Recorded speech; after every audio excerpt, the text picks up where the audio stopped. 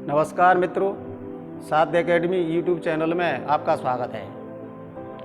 साथियों, साध्य academy YouTube channel के अध्ययन अध्यापन की प्रक्रियाओं में आगे के क्रम से आपको जोड़ते हुए जिस तरीके से मनोविज्ञान के इतिहास के बारे में जानकारी की, मनोविज्ञान के शाब्दिक व्याख्या के बारे में चर्चाएं की, मनोविज्ञान की परिभाषाओं के बारे में चर्चा की, आज उससे क्रमागत रूप से आगे बढ़ते हुए जो मनोविज्ञान की संप्रदा या साइकोलॉजिकल स्कूल्स, इनके बारे में चर्चा करते हैं। ये साइकोलॉजिकल स्कूल्स या मनोवैज्ञानिक संप्रदाय मनोविज्ञान की ज्ञान प्रक्रिया से किस तरीके से विविध रूपों में जुड़ी हुई है। सूक्ष्म परिचय देता हूं कि मनोवैज्ञानिक संप्रदाय या साइकोलॉजिकल स्कूल्स होते क्या हैं। वास्तविक रूप से साइकोलॉजिकल स्कूल्स या मनोवैज्ञानिक संप्रदाय मनोविज्ञान की वो संस्था होती हैं जिन संस्थाओं में विभिन्न मनोवैज्ञानिकों ने अपने अपने विचारों के आधार पर मनोविज्ञान के विविध प्रक्रियाओं को समझा और प्राणी की अनेकानेक क्रियाओं को उससे जोड़ा और उस पर प्रयोग किए। तो मनोवैज्ञानिक संप्रदाय किसी भी परीक्षा के क्षेत्र में जो शिक्षक शिक्षा से जुड़ी हुई परीक्षाएं, उसके लिए एक बेस है। और मैं आपको ये अवगत कराना चाहता हूं कि मेरा उद्देश्य इस विषय को क्रमागत और स्रोत से जोड़ना है और उसी के आधार पर मैं बढ़ता जाऊंगा, क्योंकि हो सकता है कि पहले दृष्टिकोण में ये आपको थोड़ा लेंदी भी लगे और इसमें धीरे धीरे जैसे ही आप इसमें रुचि के साथ अप्रेरणा के साथ समय देंगे तो इसमें जितने भी परीक्षा उपयोगी तथ्य हैं आपको क्रमागत रूप से मिलते जाएंगे। और मैं ये भी जानता हूँ कि परीक्षार्थी के लिए जैसे ही पूर्व के पेपरों को हम उठा करके देखते हैं तो अमूमन कोई टॉपिक होता है, उससे बार बार सवाल भी आते हैं, तो उस टॉपिक पर परीक्षार्थी ज़्यादा फोकस करता है। तो मेरा एक सुझाव है, जो मेरा अनुभव है उसके आधार पर मैं आपको सुझाव देता हूँ कि जो भी परीक्षार्थी अपने लक्ष्य को प्राप्त करने के लिए अगर स्रोतों का अध्ययन करना चाहते हैं तो वो कहीं ना कहीं उसकी क्रमबद्धता से जरूर जुड़ें। और मैं इनकी क्रमबद्धता से जुड़ते हुए आगे की हर टॉपिक के जितने भी परीक्षा उपयोगी प्रश्न श्रृंखलाएं होंगी वो आप तक पहुंचाता रहूंगा, लेकिन धैर्य के साथ इससे जुड़ते रहें। रेगुलर आपको क्रमागत रूप से टॉपिकों के साथ जोड़ता रहूंगा और उनसे जो सूक्ष्म जानकारी है, विस्तृत जानकारी है, परीक्षा उपयोगी जानकारी है, उससे अवगत कराऊंगा। जहां से भी, और मेरा मानना है कि जहां से भी जैसे भी अगर ज्ञान के तथ्य प्राप्त हों जिनसे परीक्षा पास की जा सके तो वहां से ग्रहण कर लेना ही चाहिए। और मैं भी उसी में एक कोशिश में आपके अध्ययन अध्यापन से जुड़ा हुआ हूं। तो साथियों, आज मनोविज्ञान की संप्रदायों के बारे में जानें। सामान्यतः जितने भी परीक्षा उपागम हैं मनोवैज्ञानिक विषय से संबंधित, उनमें मनोविज्ञान की संप्रदाय बहुत ही महत्वपूर्ण है। मनोविज्ञान की संप्रदाय सामान्यतः विविध रूपों में है। भिन्न भिन्न मनोवैज्ञानिकों ने अपने आधार पर इनके अनुसंधान और प्रयोग किए और उनको प्राणी के विभिन्न क्रियाओं से अपने अपने मतों के अनुसार वर्गीकृत किया। तो उसी में आगे जोड़ते हुए मनोविज्ञान की सामान्यतः संस्थाएं या संप्रदाय संरचनावाद, जिसे अंग्रेजी में स्ट्रक्चरलिज्म कहते हैं, बताएंगे कि इसके क्या सूक्ष्म परिचय हैं, कब कैसे कहाँ इसके विकास की प्रक्रिया हुई, परीक्षा उपयोगी क्या है। दूसरा कार्यवाद है, जिसे अंग्रेजी में फंक्शनलिज्म कहते हैं। इसके बारे में बताएंगे कि इसने जिस तत्व पर अध्ययन किया और इससे कौन कौन लोग जुड़े हुए थे, परीक्षा उपयोगी क्या है। तीसरा व्यवहारवाद है, अंग्रेजी में इसे बिहेवियरिज्म कहते हैं।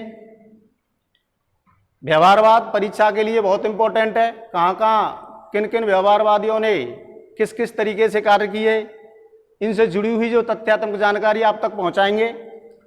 अगला गेस्टाल्ट साइकोलॉजी है, गेस्टाल्टवाद कहते हैं। गेस्टाल्ट साइकोलॉजी या गेस्टाल्टवाद मनोविज्ञान के क्षेत्र में कितनी महत्वपूर्ण संस्था है, इसके तथ्यों के बारे में आपसे परिचित कराएंगे क्रमागत रूप से। अगली मनोविश्लेषणवाद है, बहुत ही इंपॉर्टेंट है और मैं समझता हूं कि हर परीक्षा के लिए ये महत्वपूर्ण साबित होता है। तो इसकी तथ्यात्मक जानकारी, क्योंकि कहीं ना कहीं मैं भी अपने अनुभवों के आधार पर हो सकता है कि भिन्न भिन्न परीक्षाओं में इसका आपको लाभ मिले, खासकर रीट और जो इन्फॉर्मेशन की परीक्षा होती है जैसे यूपी टेट या शिक्षक भर्ती, तो मनोविश्लेषणवाद या पीजीटी या एजुकेशन के क्षेत्र में तो मनोविश्लेषणवाद के या साइको एनालिसिस के जो तथ्य हैं वो बहुत अनसुलझे हैं, क्योंकि ये इस तरीके से वर्गीकृत है और इसकी जो आंतरिक अध्यापन करने की जो क्रिया हैं वे अनसुलझी सी लगती हैं। तो इसके बारे में विस्तार से अध्ययन करेंगे। अगला मूल प्रवृत्तिवाद, जिसे हार्मिक साइकोलॉजी के नाम से जानते हैं, इसके बारे में भी अध्ययन अध्यापन करेंगे और जानेंगे कि परीक्षा के लिए कितना उपयोगी है। तो ये मनोवैज्ञानिक संप्रदाय या साइकोलॉजिकल स्कूल्स संपूर्ण रूप से अगर इन्हें क्रमागत अध्ययन के साथ उस बोध की सार्थकता से अगर इसे हम जोड़ लेते हैं तो सामान्यतः 80% मनोवैज्ञानिक और शिक्षा मनोविज्ञान की प्रतियोगी परीक्षाओं में इन संप्रदायों से जुड़ी हुई परीक्षा उपयोगी सामग्री को हम बेहतर रूप से समझ लेते हैं। तो साथियों, अब मैं आपको सबसे पहली संप्रदाय संरचनावाद के बारे में थोड़ा परिचय देता हूं, नोट करें।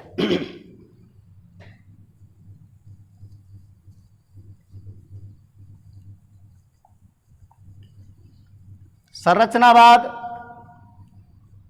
मनोवैज्ञानिक संप्रदाय में सबसे पहली संप्रदाय है। संरचनावाद सर्वप्रथम संप्रदाय,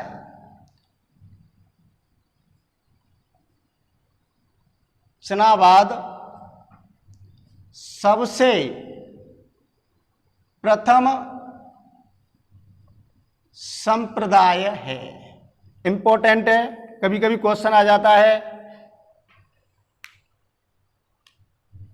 मनोविज्ञान संप्रदाय में सबसे प्राचीन संप्रदाय कौन सी है। इसे प्राचीन संप्रदाय के नाम से भी जाना जाता है।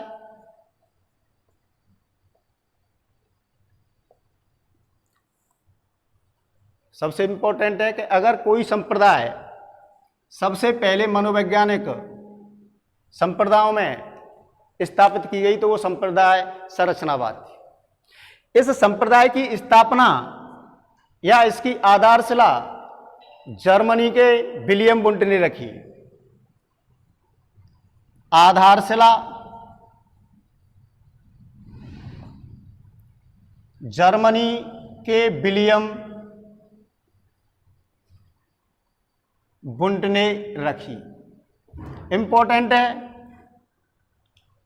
जर्मनी के विलियम वुंट ने जब दर्शन शास्त्र से अलग कर मनोविज्ञान को प्रयोगात्मक मनोविज्ञान का दर्जा दिलाया, प्रथम मनोवैज्ञानिक प्रयोगशाला की स्थापना की, उसी के अध्ययन अध्यापन में विभिन्न प्रयोगों के आधार पर एक संप्रदाय की रचना की जिसे संरचनावाद कहते हैं और इसकी आधारशिला सबसे पहले विलियम वुंट ने रखी। संरचनावाद के बारे में एक और तथ्यात्मक जानकारी देता हूं। यदि प्रश्न भी आता है, आपने परीक्षा में देखा भी होगा कि संरचनावाद की आधारशिला या नींव किसने रखी। भिन्न भिन्न परीक्षाओं में इसको देखने को मिलता है। तो विलियम वुंट ने रखी। एक विशिष्ट प्रश्न आपसे यहां जोड़ रहा हूं, क्योंकि इसका एक शिष्य था विलियम वुंट का, उसका नाम था टिचनर, अमेरिका का रहने वाला था।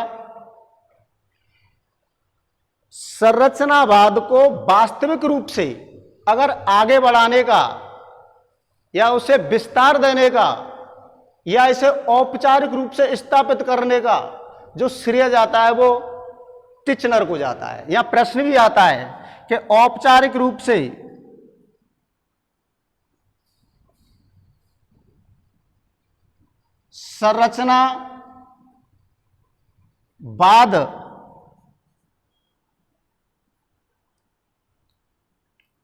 संरचनावाद का विकास किसने किया। तो टिचनर ने इसको औपचारिक रूप से स्थापित किया था। और ये इसकी जो विकास की जो प्रक्रिया टिचनर ने स्थापित की वो अमेरिका के कार्नेल विश्वविद्यालय में की। अमेरिका के कार्नेल विश्वविद्यालय में की। इंपॉर्टेंट है, संरचनावाद की नींव किसने रखी, संरचनावाद की आधारशिला किसने रखी, विलियम वुंट ने। अगर संरचनावाद को औपचारिक रूप से विस्तृत करने का जो श्रेय जाता है वो टिचनर को जाता है, जो विलियम वुंट का ही शिष्य था। अब इसके बारे में और भी जानें जो परीक्षा उपयोगी है। यहां जो तथ्यात्मक जो संप्रदाय की जो जानकारी है उससे भी अवगत हो। संरचनावाद का विषय वस्तु, विषय वस्तु आपको पता है कि विलियम वुंट ने जिस विषय पर जो अध्ययन किया था वह विषय था चेतनानुभूति।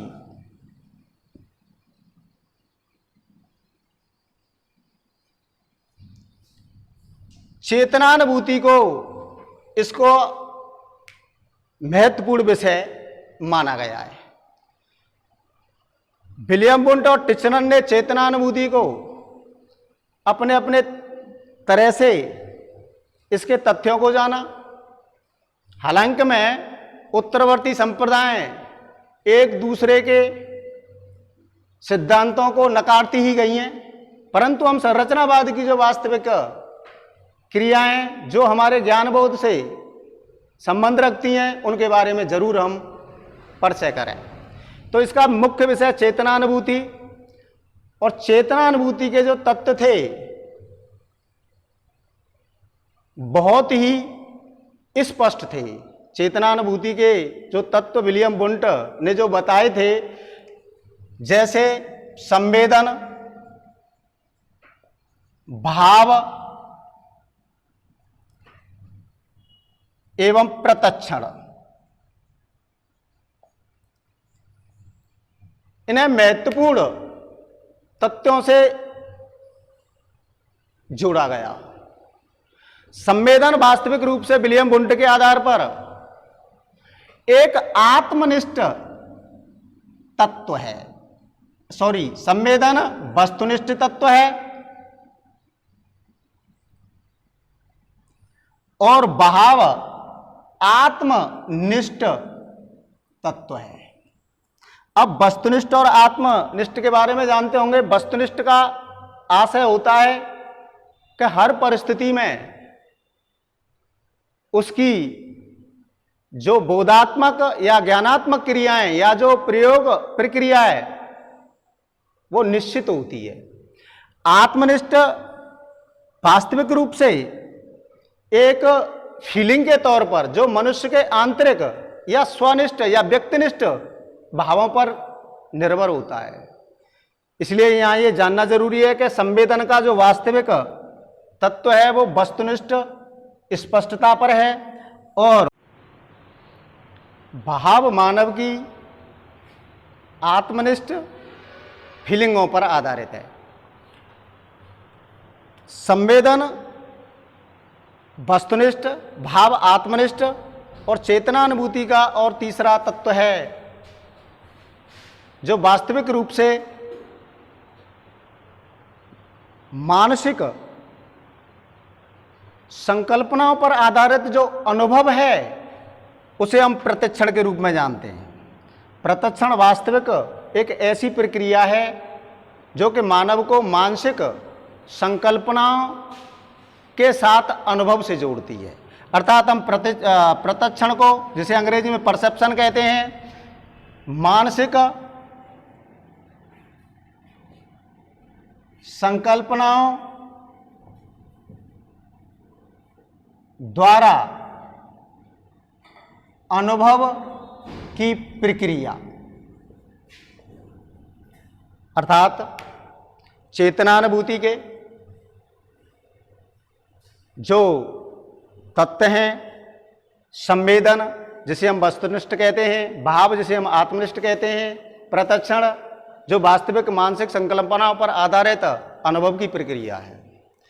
अब यहाँ मैं आपको एक अवगत कराना चाहता हूँ, क्योंकि चेतनानुभूति के तत्वों का तो विलियम जेम्स ने भी अध्ययन किया था। अब चेतनानुभूति के तत्व विलियम वुंट और जेम्स के प्रक्रिया में क्या अंतर है, तो यहाँ स्पष्ट सी एक तथ्यात्मक जानकारी है कि संरचनावाद के चेतनानुभूति अर्थात विलियम वुंट के चेतनानुभूति के अध्ययन की जो प्रक्रिया थी उसका नाम सैद्धांतिक विश्लेषण था। और यह कहा भी जाता है कि संरचनावाद के तत्वों का अध्ययन किया जाता है। तो इसका एक ही आंसर है सैद्धांतिक विश्लेषण। सैद्धांतिक विश्लेषण रूप से चेतनानुभूति के तत्वों का अध्ययन किया जाता है। यहां प्रश्नगत भी है। अगर मान लीजिए, क्योंकि मैं तथ्यात्मक प्रश्नावलियों से भी आपको जोड़ रहा हूं, प्रश्न होता है कि संरचनावाद के चेतनानुभूति के तत्वों का अध्ययन किया जाता है, तो ऑप्शन में दो ही आ जाएं कि कार्यात्मक विश्लेषण या व्यवहारात्मक उपयोगिता या सैद्धांतिक विश्लेषण। तो यहां पर यह बात स्पष्ट रूप से समझ लेनी चाहिए कि संरचनावाद की जो अध्ययन प्रक्रिया थी, जिनमें जो चेतनानुभूति के तत्वों का अध्ययन किया गया, उस अध्ययन की प्रक्रिया का जो रूप था वो सैद्धांतिक विश्लेषण था।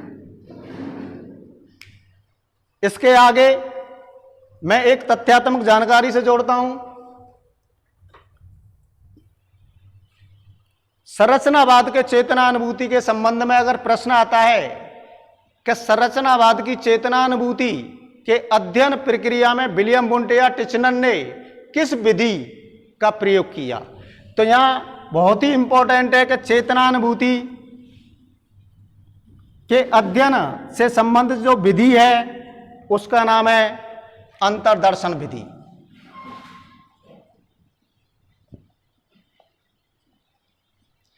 या इसे अंतर्निरीक्षण विधि भी कहते हैं।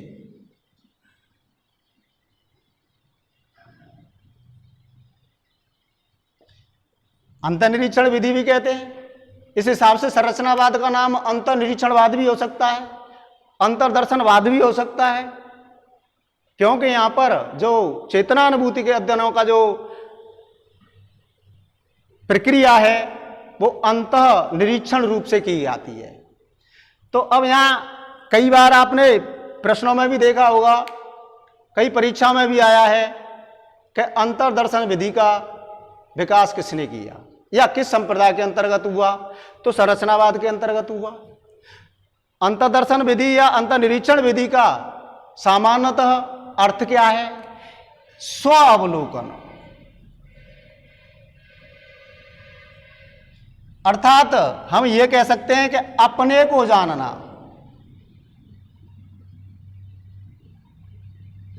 अपने को जानना, कई बार ऐसे अन्य अन्य परीक्षाओं में भी आया कि स्वयं को जानने की प्रक्रिया किस विधि में होती है, तो अंतर्दर्शन विधि या अंतर्निरीक्षण विधि में होती है, जिसकी स्थापना संरचनावाद के अंतर्गत और सबसे पहले प्रयोग विलियम वुंट और टिश्नर ने चेतनानुभूति के तथ्यों के अध्ययन में किया था।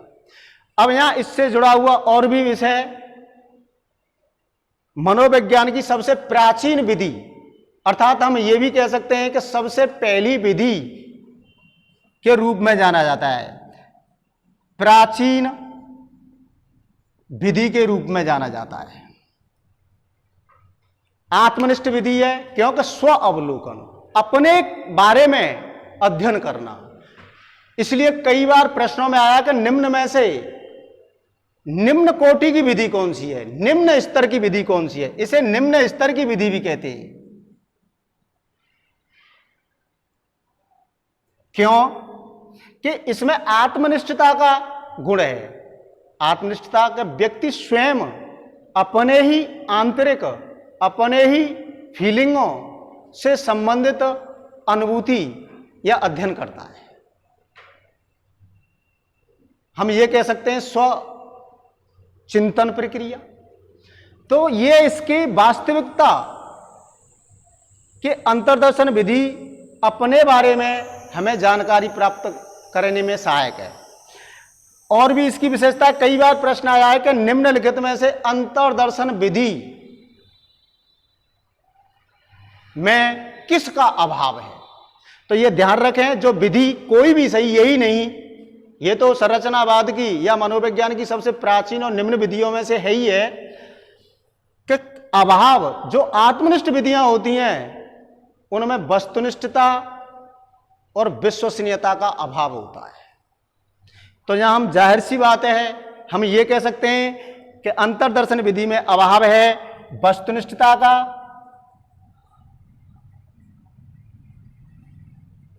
एवं विश्वसनीयता का। इस चीज को पढ़ेंगे क्योंकि अध्ययन अध्यापन करने वाले वस्तुनिष्ठता और विश्वसनीयता, वैधता जैसे मनोवैज्ञानिक प्रयोग प्रक्रिया की जो शब्दावली है, इनकी जो प्रक्रिया है वो किस किस तरीके की है। लेकिन सूक्ष्म परिचय दे देना चाहता हूं कि वस्तुनिष्ठता और विश्वसनीयता में थोड़ा अंतर ये है। वस्तुनिष्ठता का आशय है कि अनेक लोगों ने अगर कोई प्रयोग किया है और सबके परिणाम समान हो, सरल और सहज रूप में हम इसे समझ लें, जो सहज शब्दावली के आधार पर फिर हम अपने विवेकानुसार, अपने चिंतन अनुसार इसे हम डाल भी सकते हैं कि जिन जिन लोगों ने या कक्षा में सभी बच्चों ने जो प्रयोग किया या सभी शिक्षकों ने जो प्रयोग किया और सबके परिणाम समान हो, जो वस्तुनिष्ठता कहा जाता है। अर्थात इसका आंसर निश्चित हो। आगे पढ़ेंगे भी इनकी प्रश्नावलियों के बारे में कि वस्तुनिष्ठ प्रश्नों की क्या प्रकृति और क्या विशेषता होती है। तो ध्यान रखें कि सब दो या दो से अधिक लोगों के द्वारा किया गया कोई प्रयोग और सबके परिणाम समान हो, वो वस्तुनिष्ठ होता है। अर्थात सबका आंसर निश्चित हो। विश्वसनीयता, विश्वसनीयता के बारे में वास्तविकता यह है कि अगर इसमें कालिक वैधता होती है, यानी समय की वैधता भी होती है, कि जो परीक्षण हमने आज किया है और समय के बाद उसी परीक्षण को दोबारा प्रशासित किया जाता है और परिणाम पहले परीक्षण के समान आए, तो वह विश्वसनीय होता है। तो विश्वसनीयता का मतलब है रीटेस्ट, पुनः परीक्षण। अगर कोई परीक्षण हम पहले करते हैं और फिर दोबारा करते हैं और परिणाम दोनों के समान हो, तो हम कह सकते हैं कि यह हमारा परीक्षण विश्वसनीय है। तो यह सूक्ष्म परिचय, इसलिए अंतर्दर्शन विधि में वस्तुनिष्ठता और विश्वसनीयता का अभाव है। अब हम सामान्य दृष्टिकोण से हम ये भी कह सकते हैं, क्योंकि मनोवैज्ञानिक दर्शन शास्त्र से जुड़ा हुआ विषय है, अगर हम एक ज्ञानोपयोगी बात पर जाएं कि अंतर्दर्शन विधि में सारे मनोवैज्ञानिक या वैज्ञानिक दृष्टिकोण से अभाव ही हैं, परंतु हम अगर मानवीय दृष्टिकोण से सोचें तो अंतर्दर्शन विधि उपयोगी भी है, क्योंकि यह स्व अवलोकन करने के लिए हमें प्रेरित करती है और हमारी अच्छाई और बुराइयों का आकलन करती है।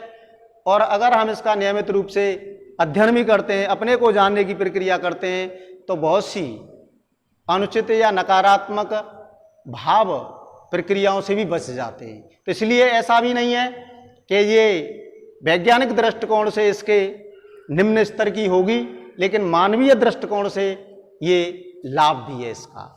तो यहां पर 2-3 बातें क्लियर हुई कि संरचनावाद के जो चेतनानुभूति का अध्ययन था, संरचनावाद को आधारशिला किसने रखी, संरचनावाद को औपचारिक रूप से किसने विस्तार दिया, संरचनावाद की जो अध्ययन प्रक्रिया है वो सैद्धांतिक विश्लेषण है, संरचनावाद की चेतनानुभूति में अध्ययन किया गया वो किस विधि का किया गया, प्राचीन विधि अंतर्दर्शन विधि का अध्ययन किया गया। तो ये चेतनानुभूति और संरचनावाद की सूक्ष्म जानकारी और कुछ और इंपॉर्टेंट है। जैसे कभी कभी प्रश्न भी आ जाता है कि भाव के त्रिविमीय सिद्धांत का विकास किसने किया, तो ये बड़ा इंपॉर्टेंट है। इसी संरचनावाद में भाव के त्रिविमीय सिद्धांत का विकास किसने किया। ऑप्शन होंगे William James, William Wundt, Titchener, सली।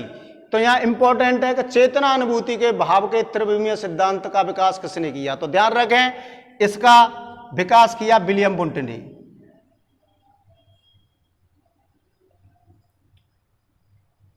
तीन विमा बताई भाव की, सुख दुख, तनाव शिथिलता, आवेश शांत। तो इस तरीके के भाव का त्रिविमीय सिद्धांत का विकास किया, इंपॉर्टेंट है कि विलियम वुंट ने किया। कभी भी परीक्षा उपयोगी हो सकता है और इस विषय से जुड़े हुए हैं।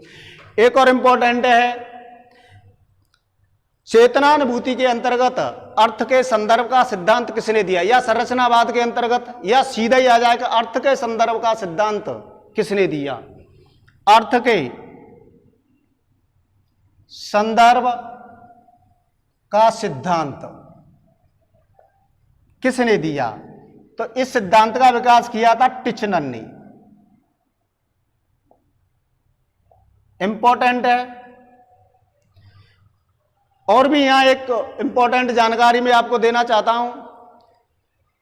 आपने नाम सुना होगा एन आउटलाइन ऑफ साइकोलॉजी पुस्तक। इससे दो व्यक्ति जुड़े हुए हैं, एक टिचनर और दूसरा मैकडूगल। अब यहां अंतर करना बड़ा मुश्किल हो जाता है, क्योंकि अगर हम देखें कि एजुकेशन साइकोलॉजी अगर कह दी जाए तो बहुत से लोग जुड़े हुए हैं, परंतु परीक्षा को कब कहां कैसे प्रभावित कौन करता है। तो ध्यान रखना कि संरचनावाद या चेतना अनुभूति के अंतर्गत एन आउटलाइन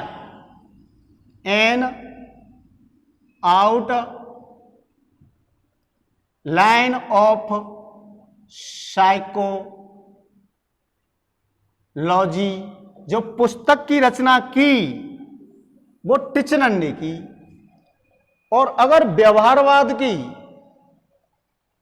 मनोवैज्ञानिक रूपरेखा के अंतर्गत, व्यवहारवाद की मनोवैज्ञानिक रूपरेखा के अंतर्गत अगर किसी ने की तो वो आगे बताएंगे वो मैकडूगल ने की। दोनों में अंतर है, काल गणना का भी अंतर है। सबसे पहले 19वीं सदी के उत्तरार्ध में टिचनर ने एन आउटलाइन ऑफ साइकोलॉजी, जो इसके अंतर्गत जो चेतनानुभूति के तत्वों की संख्या लगभग 40,000 से भी ज्यादा बताई, ऐसे गुणों की तीव्रता स्पष्टता जैसे गुणों की व्याख्या की।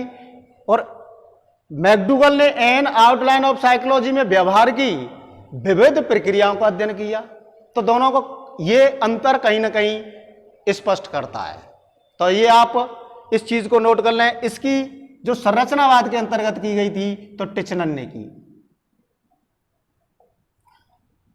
तो यहां पर एक बार फिर रिवीजन करते हैं, बहुत से सवाल होंगे, आगे सवाल भी देंगे, कुछ इनसे जुड़ी हुई चीजें भी आपकी प्रश्नावलियों में होंगी। तो यहां संप्रदाय मनोविज्ञान की संप्रदायों का टॉपिक लिया क्रमागत रूप से। पहले मनोविज्ञान का इतिहास, मनोविज्ञान की शाब्दिक व्याख्या, मनोविज्ञान से संबंधित परिभाषाएं, अब मनोविज्ञान की संप्रदाय या साइकोलॉजिकल स्कूल्स। अब साइकोलॉजिकल स्कूल्स या मनोवैज्ञानिक संप्रदाय इस मनोवैज्ञानिक अध्ययन अध्यापन के क्षेत्र में विभिन्न संस्थाओं में या विभिन्न प्रक्रियाओं में कितनी संस्थाएं हैं और हर संस्था की क्या विशेषता है, क्या उस संस्था से जुड़ी हुई परीक्षा उपयोगी सामग्री है, तो ये तथ्यात्मक रूप से मैंने आपको संरचनावाद के बारे में अवगत कराया है।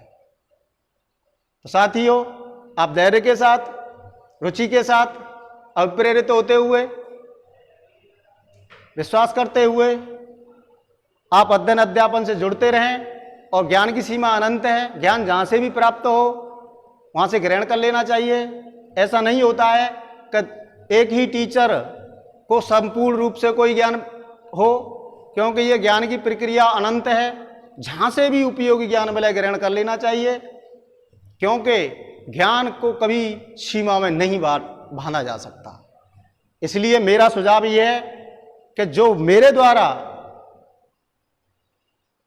जो अनुभव आप तक जो प्रक्रिया से जुड़ रहे हैं वो आपके कहीं ना कहीं उपयोगी हो, आप इन्हें ग्रहण करें। और भी इस टॉपिक से जुड़े हुए जहाँ जहाँ से भी मिलें आप ग्रहण करें, क्योंकि ऐसा नहीं होता है कि मैंने ही तुम्हें ये सारा तथ्य संपूर्ण रूप से पढ़ा दिया।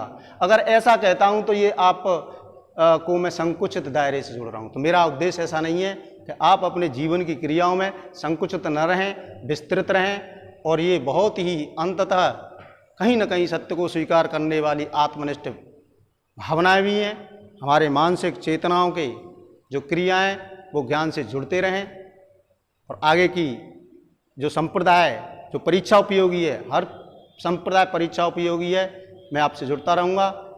आप अध्ययन करें। नमस्कार।